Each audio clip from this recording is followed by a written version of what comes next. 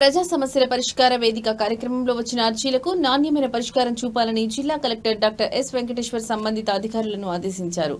సోమవారం ఉదయం జిల్లా కలెక్టరేట్ నందు ఏర్పాటు చేసిన ప్రజా సమస్యల పరిష్కార వేదికలో జిల్లా కలెక్టర్ అర్జీదారులకు గౌరవప్రదంగా కుర్చీ ఏర్పాటుతో వివిధ ప్రాంతాల నుండి వచ్చిన అర్జీదారులకు త్రాగునీటి సౌకర్యం, టీ ఏర్పాటు, మెడికల్ క్యాంప్ తదితర సౌకర్యాలను కల్పించి వారి సమస్యలను సావధానంగా వింటూ అర్జీలు స్వీకరించారు.